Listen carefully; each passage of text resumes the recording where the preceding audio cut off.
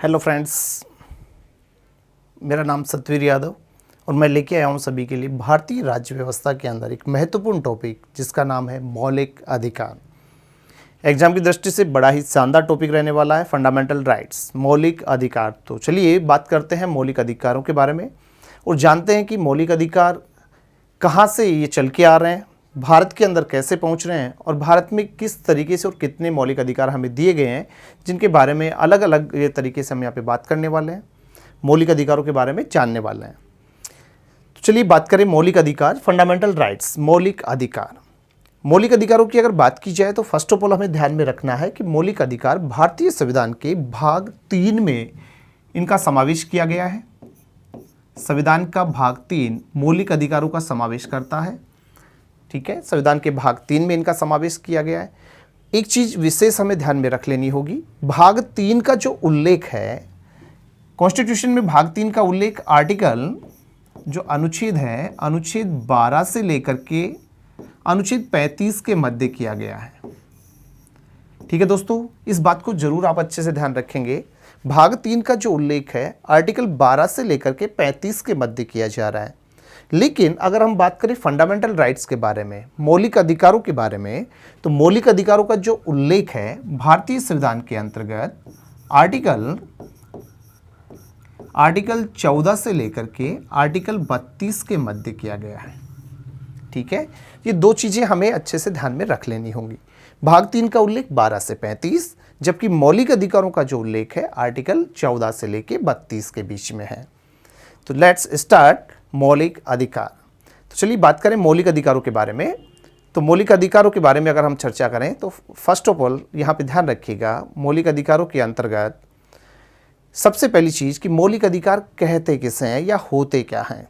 तो मौलिक अधिकार व्यक्ति के जीवन की, ठीक है, एक ऐसी अवस्था है या फिर व्यक्ति के सर्वांगीण विकास के लिए जो दिए जाने वाले राइट्स होते हैं। अब सर्वांगीण विकास की बात करें तो सर्वांगीण विकास में व्यक्ति का आध्यात्मिक विकास होगा, नैतिक विकास होगा, बौद्धिक विकास होगा, शारीरिक विकास भी होगा। तो ये सभी से मिलकर के क्या होगा, उसका सर्वांगीण विकास होता है। तो ऐसे में व्यक्ति के सर्वांगीण विकास के लिए दिए जाने वाले जो अधिकार होते हैं, जो राइट्स होते हैं, उन्हीं को हम फंडामेंटल राइट्स कहते हैं। क्लियर है दोस्तों? वापस से सुन लीजिए, फंडामेंटल राइट्स व्यक्ति के सर्वांगीण विकास के लिए दिए जाने वाले क्या होते हैं, अधिकार होते हैं। अब यहाँ पे एग्जाम की दृष्टि से जो अच्छा प्रश्न बनने वाला है, पूछ सकता है हमसे कि मौलिक अधिकारों का मुख्य उद्देश्य क्या है। तो यहाँ पर मुख्य उद्देश्य को हमें अच्छे से ध्यान में रखना है कि मौलिक अधिकारों का मुख्य उद्देश्य क्या है। ओके, तो मुख्य जो उद्देश्य आता है, मुख्य उद्देश्य के अंदर ध्यान रखें, लोकतंत्रात्मक शासन की स्थापना करना। मौलिक अधिकारों का जो मुख्य उद्देश्य होता है वो होता है लोकतंत्रात्मक शासन की स्थापना, डेमोक्रेटिक गवर्नमेंट की स्थापना करना ही फंडामेंटल राइट्स का मुख्य उद्देश्य है या एम्स है। ओके, ये विशेष रूप से ध्यान में हमें रखना होगा। नेक्स्ट आगे बढ़े हम यहाँ पे, तो चलते हैं अगले टॉपिक की ओर।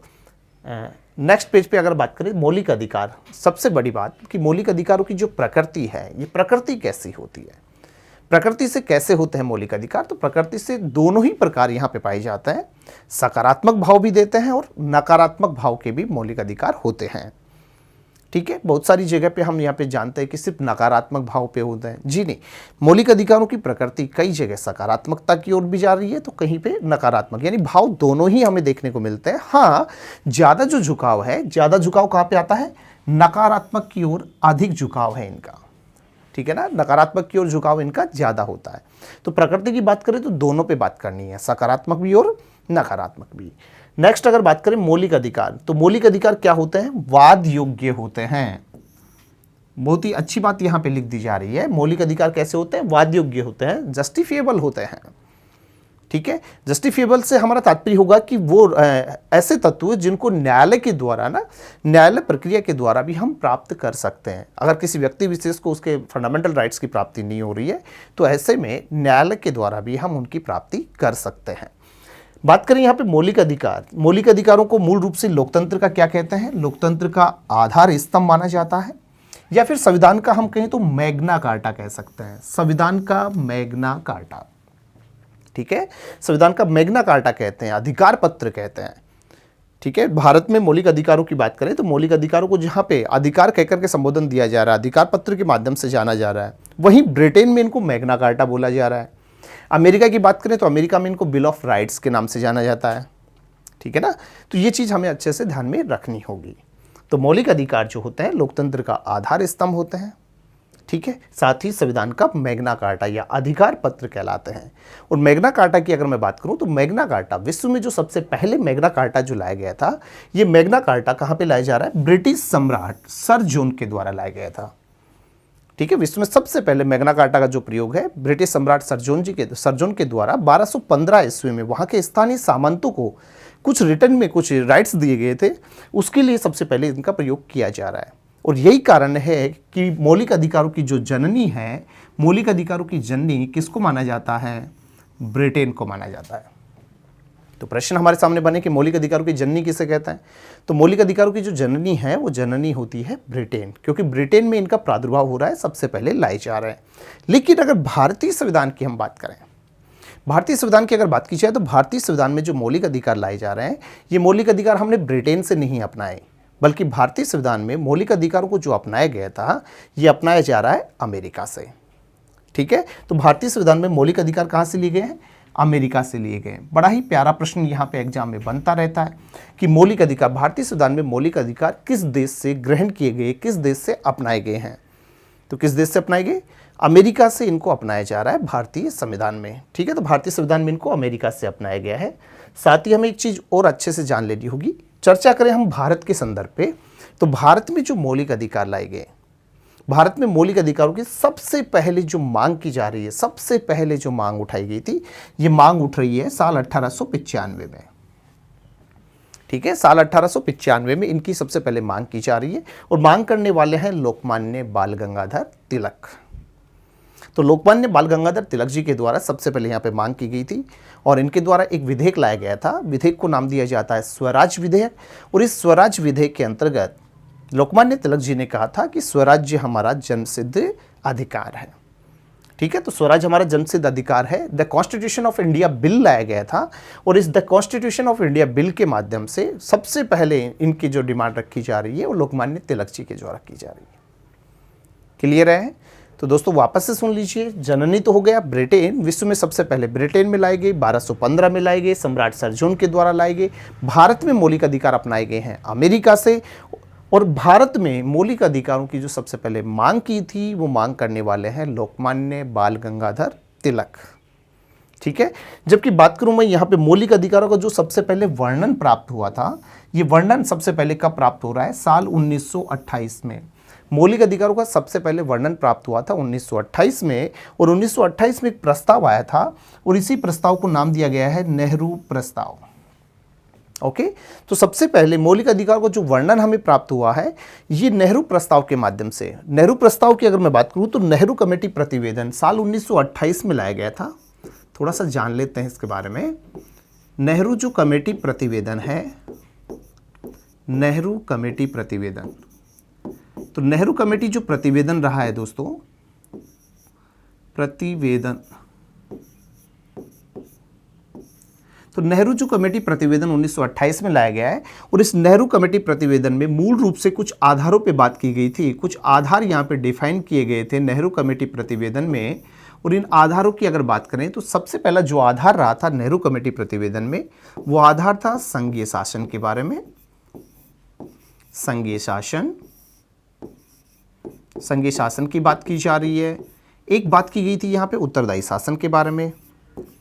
संघीय शासन है, उत्तरदायी शासन है, उत्तरदायी शासन, ठीक है। उत्तरदायी शासन की बात हो रही है, संघीय शासन की बात हो रही है। एक संसदीय शासन के बारे में भी नेहरू कमेटी प्रतिवेदन में डिफाइन किया गया था, संसदीय शासन, ठीक है। संसदीय शासन की बात की जा रही है। एक फंडामेंटल राइट्स, मौलिक अधिकारों की बात की गई कि व्यक्ति को कुछ ऐसे राइट्स दिए जाएं, राज्य क्षेत्र में रहने वाले व्यक्ति के कुछ राइट्स होने चाहिए, फंडामेंटल राइट्स की बात की जा रही है। एक यहाँ पे न्याय व्यवस्था के बारे में बात की गई, यानी कि सुप्रीम कोर्ट की व्यवस्था के बारे में भी चर्चा की गई। तो प्रॉपर वे में अगर हम बात करें तो टोटल यहाँ पे जो आधार रहे थे नेहरू कमेटी प्रतिवेदन के अंतर्गत। तो टोटल ये 5 आधार मूल हैं जिनको हमें अच्छे से थोड़ा सा ध्यान में रख लेना है। कई बार प्रश्न कर देता है कि संसदीय शासन या उत्तरदायी शासन, रेस्पॉन्सिबल जो गवर्नमेंट है, उसके बारे में सबसे पहले कहाँ से वर्णन प्राप्त होता है। तो वो वर्णन प्राप्त हुआ था हमें नेहरू कमेटी प्रतिवेदन से, ठीक है, जो 1928 में लाया गया था। और इसी नेहरू कमेटी प्रतिवेदन की अगर हम बात करें तो इसी नेहरू कमेटी प्रतिवेदन को, इसी नेहरू कमेटी प्रतिवेदन की अगर बात करें दोस्तों, तो इस नेहरू कमेटी प्रतिवेदन को, नेहरू प्रस्ताव को, या कमेटी प्रतिवेदन की बात कर ले या नेहरू प्रस्ताव की बात करें, तो इसी नेहरू प्रस्ताव को याद रखिएगा, डॉक्टर श्यामा प्रसाद मुखर्जी का नाम, डॉक्टर श्यामा प्रसाद मुखर्जी, ठीक है, डॉक्टर श्यामा प्रसाद मुखर्जी। और डॉक्टर श्यामा प्रसाद मुखर्जी की अगर बात करें तो डॉक्टर श्यामा प्रसाद मुखर्जी जी, एक पार्टी बनाई गई थी जनसंघ पार्टी, जिसके संस्थापक भी हैं, है ना। डॉक्टर श्यामा प्रसाद मुखर्जी जनसंघ पार्टी के संस्थापक भी होते हैं। तो डॉक्टर श्यामा प्रसाद मुखर्जी ने इसी नेहरू प्रस्ताव को बोला था संविधान का ब्लूप्रिंट। तो प्रश्न अच्छा बनता है कि संविधान का ब्लूप्रिंट किसे कहा जाता है। संविधान का ब्लूप्रिंट, संविधान का जो ब्लूप्रिंट कहलाता है, संविधान का ब्लूप्रिंट कहलाता है नेहरू प्रस्ताव। और कहने वाले कौन हैं? डॉक्टर श्यामा प्रसाद मुखर्जी, ठीक है दोस्तों। तो ये चीज़ बहुत अच्छे से हमें ध्यान में रखना होगा। तो मांग जो की जा रही है लोकमान्य बाल गंगाधर तिलक जी के द्वारा की गई, जबकि इनका जो वर्णन प्राप्त हुआ है वो वर्णन नेहरू प्रस्ताव के माध्यम से मिल रहा है 1928 से, जिसे डॉक्टर श्यामा प्रसाद मुखर्जी ने संविधान का क्या बोला है, ब्लूप्रिंट कह करके संबोधन किया है। ओके, चलिए बात करें यहाँ पे मौलिक अधिकारों के बारे में। तो मौलिक अधिकार जो समिति बनाई गई थी, जब यहाँ पर हमारा कॉन्स्टिट्यूशन जब बनाया जा रहा है, निर्माण किया जा रहा है, तो कॉन्स्टिट्यूशन निर्माण के समय एक कमेटी बनाई जा रही है फंडामेंटल राइट्स के लिए, और इस समिति के जो अध्यक्ष हुए थे सरदार वल्लभ भाई पटेल साहब रहे हैं, ठीक है।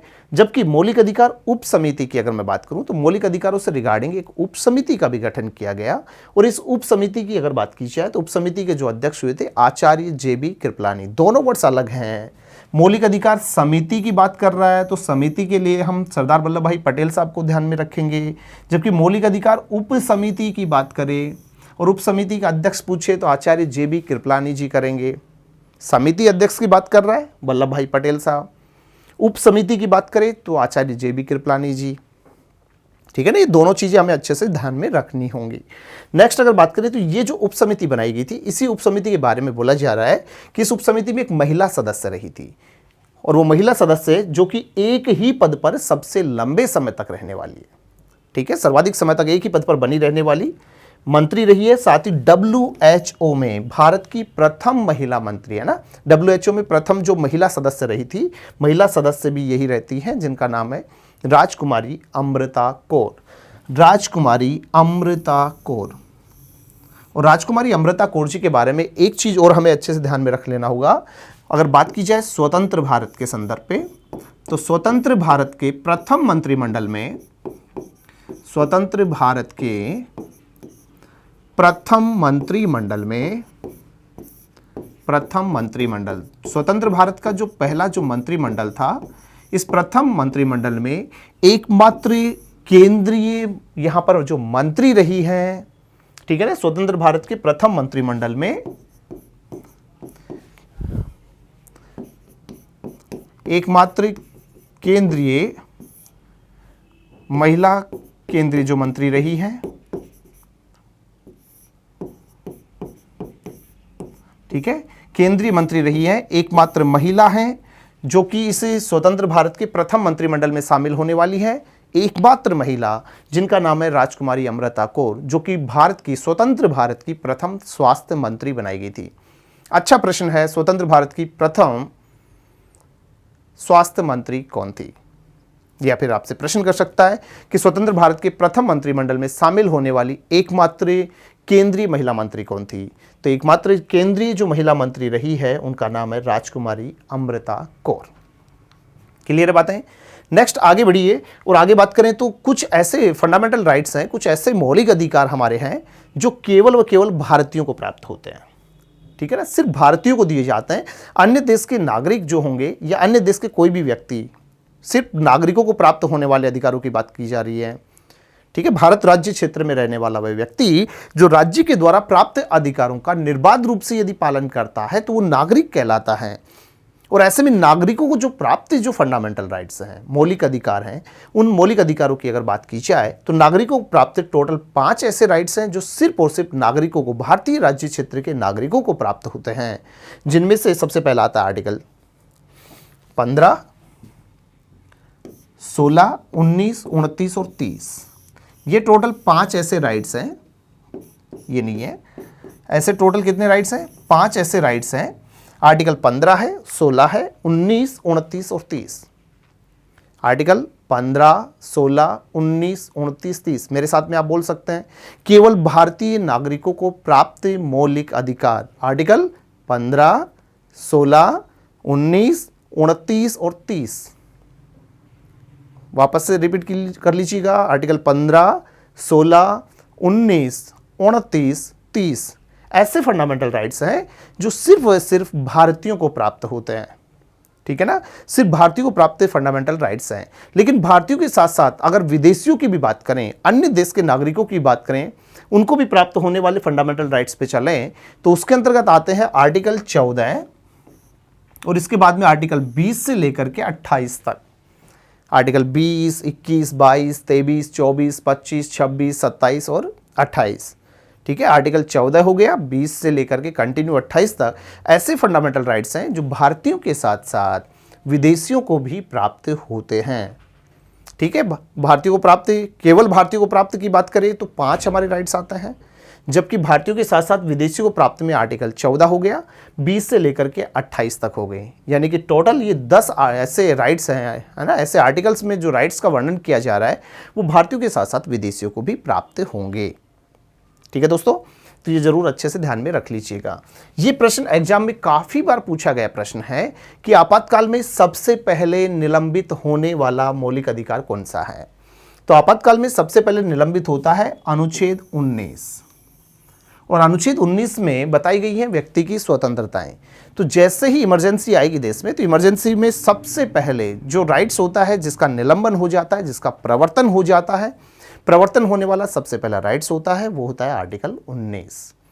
व्यक्ति की जो स्वतंत्रताएं वो सबसे पहले उनको सीमित कर दिया जाता है।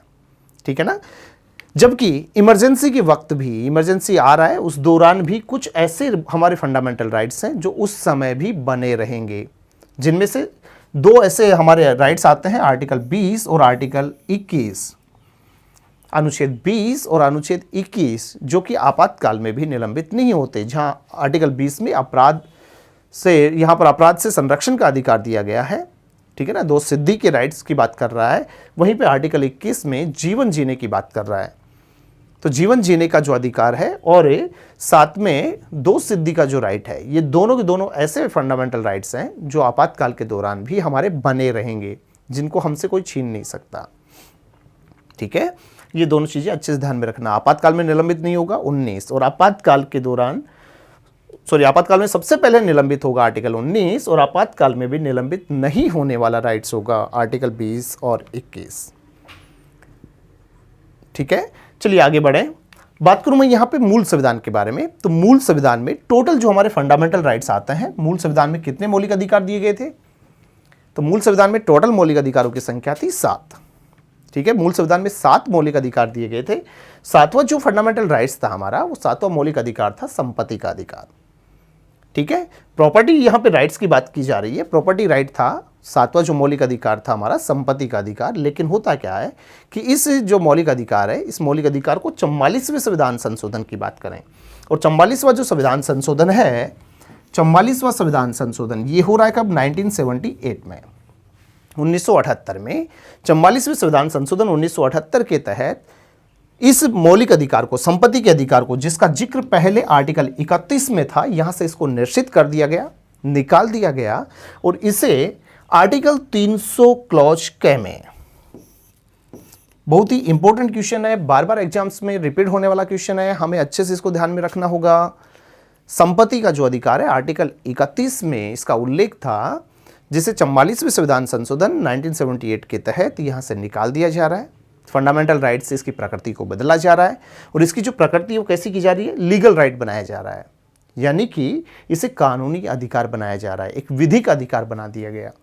और विधिक अधिकार जो बनाया गया आर्टिकल 31 से निकाल करके 300 क्लोज के तहत, और इसके लिए जो संविधान संशोधन है वो रहेगा 44वां संविधान संशोधन।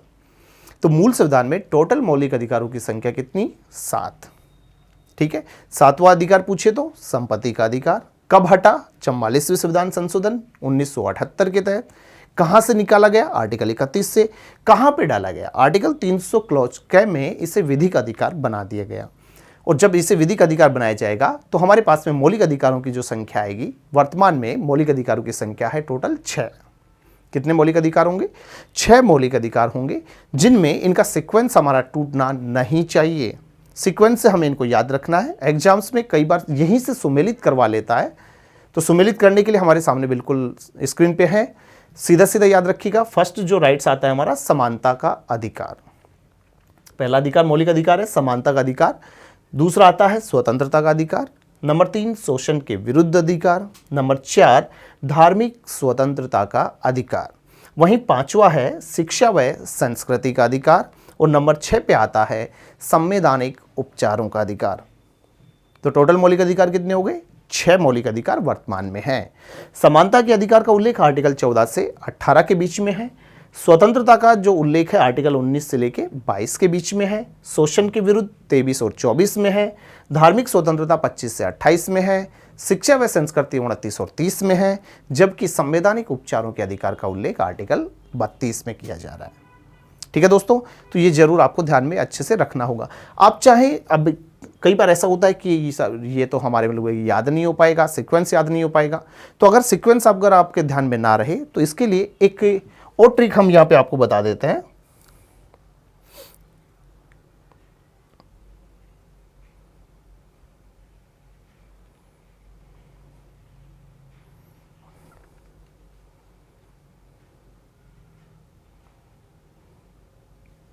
एक ट्रिक पे हम बात कर लेते हैं। यहाँ पे ध्यान दीजिएगा, हम बात कर रहे हैं फंडामेंटल राइट्स के बारे में।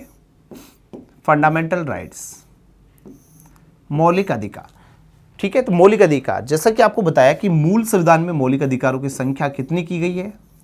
मूल संविधान में मौलिक अधिकारों की जो संख्या है वो संख्या आती है कितनी? 7। वर्तमान में पूछे तो वर्तमान में कितने हैं? 6 मौलिक अधिकार है हमारे। वर्तमान में मौलिक अधिकारों की संख्या कितनी है? 6। मूल संविधान में 7, वर्तमान में मौलिक अधिकार 6 हैं। 7वां मौलिक अधिकार हमें यहां पे पता चल चुका है। 7वां मौलिक अधिकार है संपत्ति का अधिकार। और इस संपत्ति के अधिकार को यहां से क्या कर दिया गया? मौलिक अधिकारों से निकाल करके इसे एक विधिक अधिकार बना दिया गया। तो ऐसे में संपत्ति का अधिकार विधिक अधिकार बन रहा है 44वें संविधान संशोधन के तहत। और 44वां संविधान संशोधन हमारा हो रहा है 1978 में, 1978 में ये क्या बन रहा है? विधिक अधिकार बना दिया जा रहा है। अतः वर्तमान में संख्या बच गई है 6। अब 6 मौलिक अधिकारों को याद कैसे करें? एक बड़ा सवाल उठता है कि 6 मौलिक अधिकारों को याद कैसे किया जाए। तो याद करने के लिए एक छोटी सी ट्रिक को हम यूज कर सकते हैं और इसके द्वारा हम 6 के 6 मौलिक अधिकारों को बिल्कुल राइट तरीके से कर सकते हैं। चलिए मेरे साथ में आप इस चीज़ को क्लियर कर सकते हैं। बात करूं मैं यहाँ पर, एक ट्रिक बेस आपको याद करनी होगी। सारे मौलिक अधिकार आपके सामने याद हो जाएंगे। क्या करना है आपको? समस्व शोध करना। अगर मौलिक अधिकार अच्छे से नहीं आए, याद नहीं हो, तो आपको क्या करना होगा? समस्व शोध करना। किस पे करना? तो समस्व शोध करना और शोध करना अपनी शिक्षा पर। समस्व शोध करना शिक्षा सवे पर। बस इतनी सी बात को याद रखेंगे, आपका काम बच जाएगा। ठीक है ना? समस्व शोध करना शिक्षा सवे पर। वापस रिपीट कर लीजिए लाइन को, समस्व शोध करना शिक्षा सवे पर। और अगर फिर भी फंडामेंटल राइट्स मौलिक अधिकार अगर आपको नहीं आए तो आपको क्या करना है? कॉल करना। और कॉल करेंगे कितने पे? 54, 24, 21 पर। समस्व शोध करना शिक्षा सवे पर ना आए तो कॉल करना 54, 24, 21 पर। कॉल कर सकते हैं आराम से, तो ये काम तो कर सकते हैं। 54, 24, 21 पे कॉल कर सकते हैं। तो चलिए सबसे पहले कोशिश करते हैं कि हमारे ये याद हो। नहीं आएगा तो कॉल करेंगे। ओके, चलिए। तो समस्व शोध करना शिक्षा सवे पर, इसका मतलब सबसे पहले क्या लिखा हुआ है? सम। सम का मतलब होता है समानता का अधिकार। समानता का अधिकार। आगे आ रहा है स्व। स्व से हमारा तात्पर्य है स्वतंत्रता का अधिकार, स्वतंत्रता का अधिकार। Next so. सो का मतलब हुआ शोषण के विरुद्ध अधिकार, शोषण के विरुद्ध अधिकार। नेक्स्ट आता है ध। ध से तात्पर्य है धार्मिक स्वतंत्रता का अधिकार, धार्मिक स्वतंत्रता का अधिकार।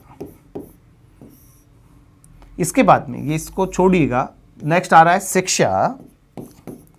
शिक्षा से हमारा तात्पर्य होगा शिक्षा व संस्कृति का अधिकार,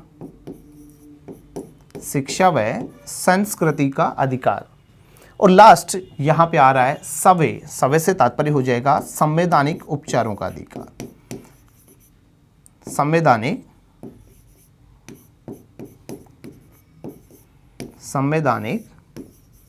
उपचारों का अधिकार। ठीक है, तो टोटल यहां पर हमारे मौलिक अधिकार कितने हैं? 6 के बारे में हमारे सामने आ चुका है। नंबर 1 समानता का अधिकार है, नंबर 2 स्वतंत्रता है, नंबर 3 शोषण के विरुद्ध, 4 पे धार्मिक स्वतंत्रता, 5 पे शिक्षा संस्कृति और 6 पे आ जाएगा संवैधानिक उपचारों का अधिकार। क्रम भी नहीं टूटेगा, इसी सीक्वेंस में हमको याद रखना होगा। तो ये हमारे साथ में आसानी से हो सकते हैं। बस एक लाइन याद कीजिए, समस्व शोध करना शिक्षा सवे पर। क्लियर है? अब यदि इस तरीके से नहीं आ रहा तो कॉल कितने पे करने के लिए बोला गया? 54, 24, 21 पे। वापस से सुन ले, कितने पे कॉल करेंगे? 54, 24, 21 पर। 54, 24, 21, 54, 24, 21 मतलब 54, 24, 21। समानता का अधिकार। समानता का अधिकार कितने अनुच्छेद होंगे? समानता के अधिकार में 5 आर्टिकल्स आने वाले हैं। स्वतंत्रता के अधिकार में 4 अनुच्छेद हैं, शोषण के विरुद्ध 2 हैं, धार्मिक स्वतंत्रता 4 हैं, शिक्षा संस्कृति 2 हैं, संवैधानिक उपचार में केवल 1 यहां पर क्या आ रहा है? आर्टिकल आ रहा है, अनुच्छेद आ रहा है। तो समानता का अधिकार, जैसा कि मैंने बताया कि फंडामेंटल जो राइट्स होंगे, फंडामेंटल राइट्स जो प्रारंभ हो रहे हैं आर्टिकल 14 से लेकर 32 के बीच में है, जहां पे भाग 3 का उल्लेख 12 से 35 है। फंडामेंटल राइट्स आर्टिकल 14 से 32 के बीच में है। तो बात करूं मैं यहाँ पे समानता का अधिकार 14 से शुरू होगा। तो आर्टिकल कहां से शुरू हो गया? आर्टिकल जो शुरू हुआ आर्टिकल 14, 15, 16, 17 और 18। 14, 15, 16, 17 और 18 यानी 5 राइट्स हो गए। और ये आ गए 14 से लेकर 18 के बीच में समानता का अधिकार। क्लियर है? इसके बाद में स्वतंत्रता शुरू हो जाएगा नेक्स्ट आर्टिकल से। 18 के बाद में आर्टिकल 19। तो 19, 20, 21 और 22 हो गए 4। 19, 20, 21 और 22। तो 19 से लेकर के 22 तक क्या हो जाएगा? स्वतंत्रता का अधिकार हो जाएगा। ठीक है ना? उसके बाद में ये शुरू हो जाएगा 23 से। आर्टिकल 23 और 24 2 राइट्स यहां पे आ जाएंगे, है ना? 23 और 24। इसके बाद में 25, 26, 27 और 28। आर्टिकल 29 और 30। 31 निरसित हो चुका है, संपत्ति का अधिकार था, हम जान चुके हैं। तो बच गया कौन सा? आर्टिकल 32। ठीक है, तो इस तरीके से आप इनको याद कर सकते हैं। बता दीजिए, आपको एग्जाम में सीधा सीधा प्रश्न दिया गया था। 4 यहाँ पे ऑप्शन जो बनाए गए, समानता, स्वतंत्रता, शोषण के विरुद्ध और धार्मिक स्वतंत्रता। 4 राइट्स को लिखा, आर्टिकल्स को ऊपर नीचे करके लिख दिया गया और पूछ लिया जा रहा है सुमेलित कीजिए। तो इस तरीके का कोई भी क्वेश्चन अगर आपके बीच में आएगा, मैचिंग का कोई क्वेश्चन आएगा, तो आप आसानी से इस मेथड से आप कर सकते हैं। क्लियर है दोस्तों?